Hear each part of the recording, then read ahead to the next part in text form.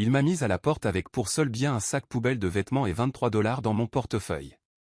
Une semaine plus tard, je repartais avec le contrat à 2,3 millions de dollars qui, selon lui, allait le rendre riche. Restez avec moi, je vais vous raconter comment tout s'est passé. Si cette histoire vous touche, même un peu, n'oubliez pas de liker, partager et soutenir la chaîne.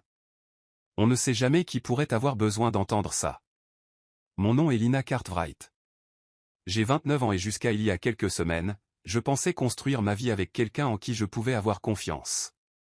J'ai déménagé de Pennsylvanie en Californie pour Brett Malone, mon fiancé, l'homme avec qui je pensais vieillir. Il était intelligent, confiant, et rêvait de lancer une start-up technologique qui pourrait changer le monde. Je croyais en lui. Je croyais en nous. Pendant 2 ans, j'ai tout donné. Je m'occupais de l'administratif, j'aidais à monter les présentations pour les investisseurs, je contactais des fonds, et je faisais même des ménages le week-end pour payer nos factures.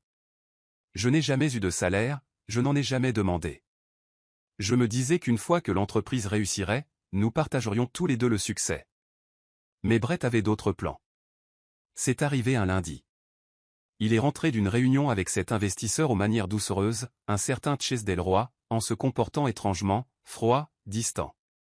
Puis, sorti de nulle part, il a dit « Tu ne contribues plus à rien. Tu n'apportes rien. » Ces mots m'ont frappé comme une gifle. J'étais abasourdi. Avant même que je puisse réaliser, il m'a jeté un sac poubelle et a dit « Fais tes affaires. » Comme ça. Sans avertissement, sans discussion. J'ai demandé si on pouvait parler. Il a levé les yeux au ciel et a dit « Tu me freines, Lina. J'ai besoin de gens qui peuvent vraiment m'aider à grandir. » J'ai emballé ce que j'ai pu dans le sac poubelle, j'ai attrapé mon portefeuille, je l'ai vérifié. 23 $. C'est tout ce que j'avais. J'étais anesthésié, en colère, mais surtout, j'avais le cœur brisé. En me retournant pour partir, j'ai remarqué un vieux dossier sur le comptoir de la cuisine, couvert de poussière. Je l'ai attrapé sans réfléchir, plus par habitude que par réelle intention. J'ai pris un taxi pour aller chez une amie. Cette nuit-là, je n'ai pas pu dormir. Je n'arrêtais pas de penser à tout ce que j'avais sacrifié. Mon temps, mon énergie, mes rêves. Tout ça pour un homme qui m'a jeté comme une ordure. J'ai ouvert le dossier. À l'intérieur, il y avait des croquis, des plans. Les premières ébauches de l'idée d'application de Brett, sauf qu'elles n'étaient pas de lui. Elles étaient de moi. Je les avais faites durant les premiers mois, quand nous brainstormions. Il n'avait même pas pris la peine de les mettre à jour, il les avait juste prises, y avait apposé son nom et les avait appelées siennes. Cette nuit-là, quelque chose a basculé en moi. J'ai arrêté de pleurer. J'ai arrêté de m'apitoyer sur mon sort. Il pensait m'avoir mise dehors sans rien, mais il avait oublié. J'avais construit les fondations de son rêve. Et maintenant, j'avais la seule chose dont il avait besoin pour le concrétiser. Le plan de la revanche. J'étais assise sur le bord du canapé d'Ardan, tenant le dossier poussiéreux sur mes genoux. Il me semblait plus lourd maintenant, comme s'il contenait plus que du simple papier. Je l'ai ouvert lentement, et ils étaient là. Mes croquis, mes notes, mon prototype pour l'application. Je reconnaissais chaque détail, chaque gribouillage en marge, chaque page avec un code couleur. C'était comme ouvrir une capsule temporelle d'une version de moi qui croyait encore en Brett. À l'époque, j'avais passé des semaines à travailler sur ces designs. Nous restions éveillés tard, buvant du café bas de gamme pendant que je dessinais le parcours utilisateur, la structure du backend, et même la maquette de l'interface. Brett était enthousiaste au début, mais quand Chase Delroy est entré en scène, tout a changé. Chase était tape à accent grave l'œil. Costume impeccable, grand sourire, et le genre d'attitude qui vous donnait la chair de poule si vous y prêtiez vraiment attention. Il a dit à Brett que ma version était trop basique et pas prête pour les investisseurs.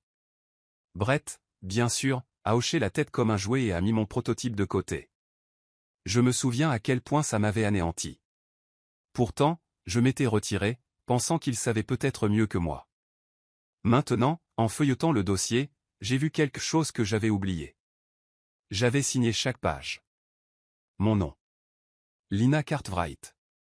À l'encre noire et soignée, juste à côté des dates. Je l'avais fait par habitude, pour essayer de rester organisé. Brett ne l'avait même jamais remarqué. J'ai fixé la dernière page où je m'étais écrit une petite note. Fais confiance à ton instinct. Construis ce qui compte. Mon cœur battait la chamade. Ce n'était pas n'importe quel design. C'était le cœur de l'application que Brett s'apprêtait à présenter à de grands investisseurs. C'était l'âme de tout, et c'était à moi. Soudain, tout s'est éclairci. Brett m'avait mise dehors, pensant que je n'avais rien. Mais il n'avait pas réalisé que le contrat qu'il convoitait reposait sur quelque chose que j'avais créé. Quelque chose qui m'appartenait toujours. Il pensait avoir gagné. Mais la vérité? Il avait laissé derrière lui la seule pièce qui pouvait le ruiner. Je me suis penché en arrière et j'ai souri pour la première fois depuis des jours. Il m'avait pris ma maison. Mon temps. Ma confiance. Mais dans son arrogance, il m'avait tendu le plan de mon retour en force. Dièse les alliés inattendus. Ardan n'a pas posé trop de questions quand je suis arrivé à son appartement, tenant ma valise déchirée et un sac poubelle de vêtements. Elle a juste ouvert la porte, s'est écartée et a dit « Tu as une sale gueule. Le canapé est à toi. » C'est comme ça qu'elle est, Ardan Fletcher. Ma meilleure amie depuis la 6e, la langue bien pendue, farouchement loyale, et allergique au drame, sauf s'ils sont servis dans un verre à shot au bar où elle travaille. Elle m'a jeté une couverture et s'est assise en face de moi avec un bol de céréales. « Qu'est-ce qui s'est passé ?» a-t-elle demandé sans prendre de gants. Brett m'a mise dehors, ai-je dit, les yeux fixés au sol. Il a dit que je n'apportais rien. Ardan a failli s'étouffer avec ses céréales. Tu faisais des ménages pour payer sa facture Wi-Fi et tu l'as aidé à pitcher sa boîte à des investisseurs.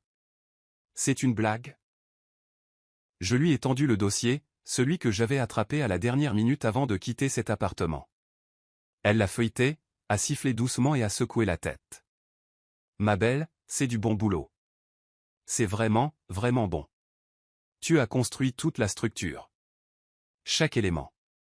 Elle est restée silencieuse une seconde, puis s'est levée et a sorti son téléphone. Je connais quelqu'un qui doit voir ça. C'est comme ça que j'ai rencontré Callum Pierce.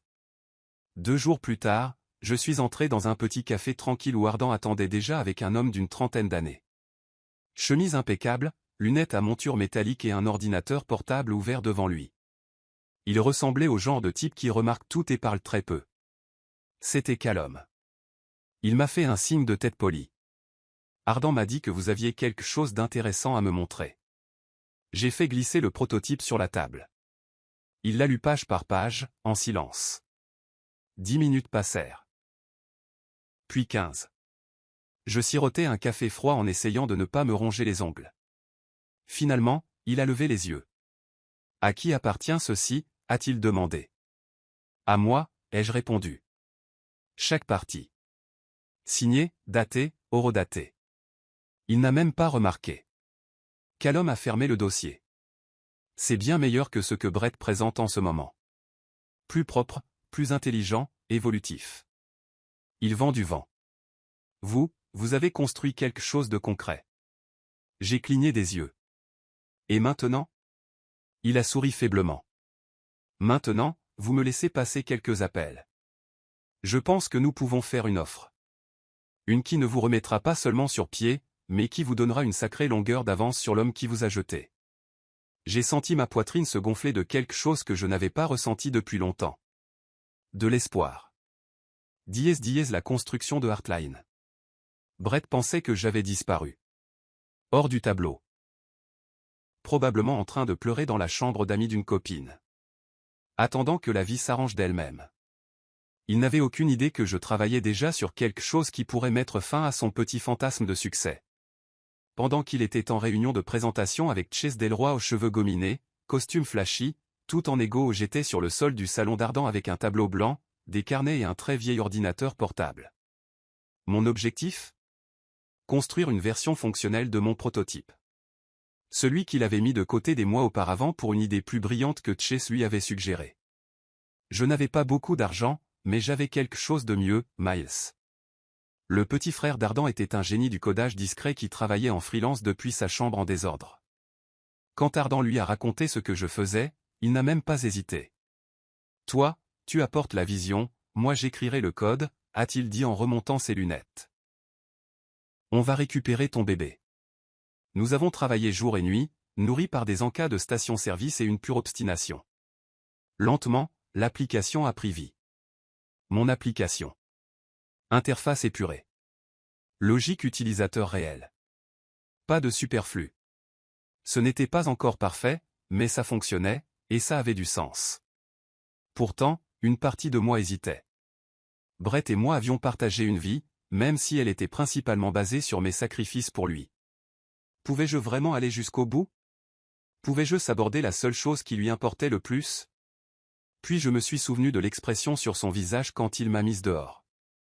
Froide. Définitive. Comme si je n'étais rien. Il ne s'est pas contenté de rompre avec moi. Il m'a effacé. Alors non.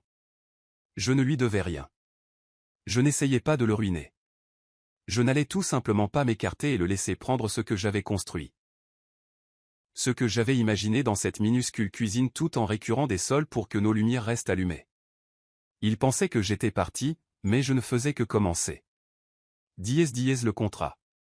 Le jour où je suis entré dans le cabinet de Callum avec ma version de l'application, désormais nommée Artline, j'étais plus nerveuse que jamais. Mes paumes étaient moites. Mon cœur battait à tout rompre. Mais sous tout cela, je sentais quelque chose de plus fort. Un but.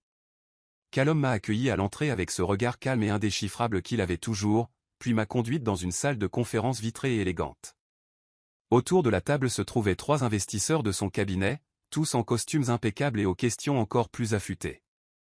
J'avais répété chaque ligne, chaque diapositive de ma présentation, mais quand j'ai commencé à parler, la nervosité s'est dissipée. C'était mon idée. Mon histoire. Mon travail. Je leur ai montré comment Artline n'était pas juste une autre plateforme sociale ou une application de productivité. C'était quelque chose de réel. Un outil qui aidait les gens à se connecter à un niveau plus profond. Un design épuré, facile à utiliser, mais surtout, construit sur de vrais problèmes humains que j'avais passé 2 ans à comprendre pendant que Brett jouait au PDG. Callum s'est penché en avant pendant que j'expliquais le fonctionnement de l'application, comment elle utilisait des données en temps réel pour créer des outils de vie utiles, comment nous pouvions la faire évoluer. J'ai vu leur regard passer de la curiosité à l'admiration. Quand j'ai terminé, ils ont posé des questions difficiles sur les projections, la concurrence, la structure du code, mais j'avais les réponses. J'avais passé trop de temps à construire cela dans l'ombre pour ne pas en connaître chaque détail. Finalement, l'un des investisseurs a regardé Callum et a dit: c'est plus solide que la version de Brett. Plus propre. Plus ancré dans la réalité. Callum s'est tourné vers moi. Nous sommes prêts à offrir 2,3 millions de dollars pour 51% de Artline, avec vous à un poste de direction. J'ai marqué une pause. Ma gorge s'est serrée. Ce chiffre. Ce contrôle. Ce n'était pas seulement une validation, c'était la liberté. Mais je devais être sûr. J'ai sorti mon ordinateur portable et leur ai montré la preuve de propriété. Le prototype original signé de mon nom. Les horodatages. Les métadonnées. Les emails. Chaque fichier portait mon empreinte. Brett n'avait jamais pris la peine de vérifier les détails, mais j'avais tout documenté, juste au cas où. Ils ont tout examiné attentivement. Aucun doute. Aucun signal d'alarme. Callum a tendu les documents et j'ai signé. Comme ça, c'était officiel. Artline était à moi. Pas à Brett. Pas à Chase. À moi. Je suis sorti de cet immeuble avec un contrat signé, une valorisation de 2,3 millions de dollars, et mon nom sur quelque chose de réel. Quelque chose que j'avais construit de mes propres mains. Je n'étais plus la fille qui pleurait avec 23 dollars en poche. J'étais la femme qui venait de conclure le marché qu'il n'avait jamais vu venir. La tempête. Il n'a pas fallu longtemps pour que les rumeurs commencent. Les blog tech ont commencé à faire allusion au lancement d'une nouvelle application. Artline, dirigée par une femme nommée Lina Cartwright. Discrètement mais sûrement, mon nom était de retour dans les cercles dont Brett avait essayé de m'exclure. Je n'essayais même pas encore de me faire connaître. Mais le monde de la tech est petit et les gens parlent. Surtout quand une application soignée et fonctionnelle apparaît de nulle part, soutenue par une société de capital risque de premier plan. La même que Brett essayait d'impressionner. Dès que Brett a entendu mon nom associé à Artline, il a commencé à partir en vrille. Au début, Il a cru que Chase l'avait trahi. Selon Ardan, qui avait encore des amis dans le milieu, Brett s'est pointé au bureau de Chase en hurlant à la fuite et au sabotage. Chase, bien sûr, a fait l'innocent. Aucun des deux n'avait encore compris. La version que Brett présentait était construite sur des fondations qui m'appartenaient. Il pensait pouvoir changer quelques couleurs et appeler ça une création originale. Il n'avait pas réalisé que Heartline n'était pas seulement le produit. C'était l'âme. Et je l'avais emporté avec moi. J'ai appris par Callum que les investisseurs de Brett commençaient à s'inquiéter. Lors d'une réunion du conseil, quelqu'un a finalement assemblé les pièces du puzzle. Mon application et celle de Brett n'étaient pas seulement similaires. Elles étaient presque identiques en concept et en fonctionnalité. Sauf que la mienne était plus propre. Mieux pensée. Et elle fonctionnait vraiment. C'est là que c'est arrivé. Ces investisseurs ont commencé à se retirer. Un par un. Pas de financement. Pas de contrat. Pas de plan de secours. Et moi? Je sirotais un café avec Ardan, regardant la tempête que j'avais discrètement créée commencer à s'abattre. Cet après-midi-là, j'ai envoyé un cadeau à Brett. Rien de cruel, juste symbolique. Une bouteille de champagne. Sans mots. Sans explication. Juste une carte vierge. Je voulais qu'il sache que c'était fini. Que je n'étais plus en colère. J'avais déjà gagné. Il pouvait crier, accuser et s'agiter autant qu'il voulait, cela ne changerait rien au fait que Heartline était à moi. Il avait tout perdu en essayant de construire un avenir sur quelque chose qu'il n'avait jamais valorisé en premier lieu. Moi. La confrontation. C'était un mercredi soir tranquille au bar d'Ardan. La clientèle habituelle était dispersée. Quelques vieux au billard. Un couple en rendez-vous. Et moi, derrière le bar, aidant Ardan à empiler des verres. Nous rions de quelque chose de stupide quand la porte s'est ouverte si violemment que tout le monde a levé la tête. Brett. Il était ivre. On pouvait le sentir à l'autre bout de la pièce. Sa chemise était à moitié sortie de son pantalon. Et ses yeux étaient rouges. Pas de larmes, mais de pure rage bouillonnante. Je n'ai pas bronché. Je suis resté là, essuyant un verre lentement, tandis qu'Ardan se rapprochait un peu de moi sans dire un mot. Il a titubé vers le bar, la voix forte et pâteuse. Tu crois que tu as gagné, Lina? Tu crois vraiment que tu peux voler ce qui est à moi et te pavaner fièrement? J'ai posé le verre avec précaution. Ça n'a jamais été à toi, ai-je dit calmement. Tu n'as juste jamais pris la peine de regarder d'assez près. L'idée. Le design. L'âme. C'était à moi depuis le début. Tu étais juste trop arrogant pour le voir. Cela ne fit que l'énerver davantage. Arrogant? A-t-il aboyé, se tournant vers la salle comme s'il cherchait du soutien. Personne ne bougea. Tu n'étais qu'un bouche-trou. Tu m'entends? Un bouche-trou en attendant que quelqu'un de mieux arrive. Le silence le plus total s'est abattu sur l'endroit. Même le jukebox sembla s'arrêter. Ardan laissa tomber son torchon et se pencha sur le comptoir. Tu dois partir. Maintenant. Brett secoua la tête comme s'il ne pouvait pas croire ce qui se passait. J'ai tout construit. Elle n'est rien sans moi. Quelques habitués se levèrent du coin de la banquette. Des costauds. Pas le genre à chercher les ennuis, mais certainement le genre à y mettre fin. L'un d'eux s'est mis devant Brett et a dit, « C'est fini pour toi, mec. » Dehors. Brett a regardé autour de lui et a réalisé que ce n'était plus son territoire. Peut-être que ça ne l'avait jamais été. Il a chancelé vers la porte, marmonnant encore des insultes à voix basse. Mais tout le monde s'en fichait. Ardan a contourné le bar et a verrouillé la porte derrière lui après son départ. Je n'avais pas dit un mot après son esclandre. Je n'en avais pas besoin. J'ai regardé Ardan, qui m'a offert un doux sourire et un signe de tête. Je n'ai pas pleuré. Je ne me suis pas effondré. Parce que pour la première fois depuis des années, je ressentais quelque chose de plus fort que le chagrin. La paix. Épilogue, la justice silencieuse. Heartline a été lancé un lundi matin, discrètement. Pas de communiqué de presse tape à accent grave-l'œil, pas d'événement extravagant. Juste un déploiement propre et réfléchi sur toutes les plateformes. À midi, les retours affluaient. Les utilisateurs louaient l'interface simple, son intuitivité et, Surtout, le fait qu'elle semblait conçue pour de vraies personnes. Je suis resté à l'écart des interviews et des gros titres. Ça n'a jamais été le but. Je ne voulais pas être une célébrité. Je voulais juste être respecté. Cela faisait presque 6 mois que Heartline avait été lancé. La vie avait trouvé un rythme tranquille. Puis un après-midi, j'ai reçu un email qui m'a glacé le sang. L'objet disait « Demande concernant Brett Malone, assistance juridique requise ». Il provenait d'un cabinet d'avocats représentant une femme nommée Sienna Clark. Le nom me disait quelque chose. Puis j'ai compris. Des années auparavant, Brett avait mentionné une ex qui ne pouvait pas suivre sa vision. Il avait dit qu'elle avait essayé de voler ses idées, mais qu'il avait rapidement mis fin à cela. Maintenant, il semblait que Sienna avait sa propre histoire, et des preuves. Son avocat a tout expliqué. Sienna avait travaillé avec Brett sur une précédente tentative de start-up. Elle avait esquissé la plupart de l'interface utilisateur et même écrit le premier code. Mais avant qu'il ne puisse se lancer, Brett avait brusquement coupé les ponts. Pas de crédit. Pas de papier. Pas de paiement.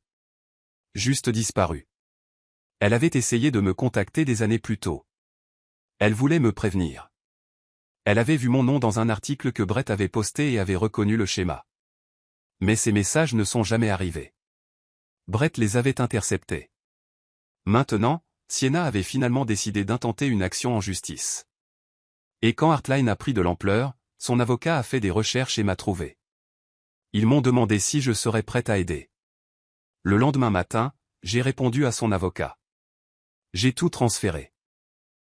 Les premières ébauches du prototype, les notes de calendrier avec des chronologies de développement qui se chevauchaient. Même un mémo vocal où Brett décrivait comment Sienna avait été, agaçante mais utile. Je ne voulais plus de vengeance. Pas celle qui vous consume. Mais la justice? C'était différent. C'était juste. Plus tard cette semaine-là, j'ai reçu un message de remerciement de Sienna elle-même. Simple. Honnête. Il nous a volé des années à toutes les deux. Merci de ne pas être restée silencieuse. J'ai fixé ces mots un moment. Les gens comme Brett pensent qu'ils peuvent échapper aux conséquences pour toujours. Mais la vérité, c'est que la justice n'arrive pas toujours en fanfare. Parfois, elle entre lentement, rassemblant ses forces. Portée par les personnes même qu'ils ont essayé de faire taire. Le dernier regard en arrière. Le matin était frais. Le genre de matin qui donnait à la ville une impression de propreté et de renouveau. C'est là que je l'ai vu. Mon ancien immeuble. Les mêmes marches fissurées où je me tenais, le cœur brisé, serrant un sac poubelle de vêtements pendant que Brett claquait la porte derrière moi. Je me souvenais de chaque détail de cette nuit. La douleur dans ma poitrine. Le froid. L'humiliation. J'avais 23 $ dans mon portefeuille et nulle part où aller. Mais aujourd'hui, c'était différent. Je portais un tailleur bleu marine et des talons qui claquaient avec assurance sur le trottoir. Mon nom, Lina Cartwright, était gravé sur la page de direction de Heartline, et bientôt, sur l'immeuble que nous venions de louer pour notre deuxième bureau. Je n'ai pas arrêté de marcher. Je n'en avais pas besoin. L'appartement n'était plus qu'un bâtiment maintenant. Pas une blessure. Pas un souvenir qui me contrôlait. Juste des briques et des fenêtres, et les bagages de quelqu'un d'autre maintenant, pas les miens. En marchant, j'ai souri pour moi-même. Pas par fierté ou par vengeance, mais en paix. J'avais construit quelque chose de réel. Quelque chose à moi. Et je m'étais entouré de gens qui me voyaient, me respectaient, et ne m'avaient jamais demandé de me faire plus petite. J'ai atteint le coin de la rue, tourné le dos au passé, et continué d'avancer. Il m'a mise à la porte avec 23 $. Je suis reparti avec 2,3 millions, et mon nom enfin sur la porte. Pensez-vous que Lina a fait le bon choix en partant et en construisant quelque chose par elle-même, ou aurait-elle dû essayer d'arranger les choses avec Brett dès le début? J'adorerais lire vos avis dans les commentaires ci-dessous. Et si des histoires comme celle-ci vous parlent, assurez-vous de vous abonner et d'activer la cloche de notification pour ne jamais manquer une mise à jour.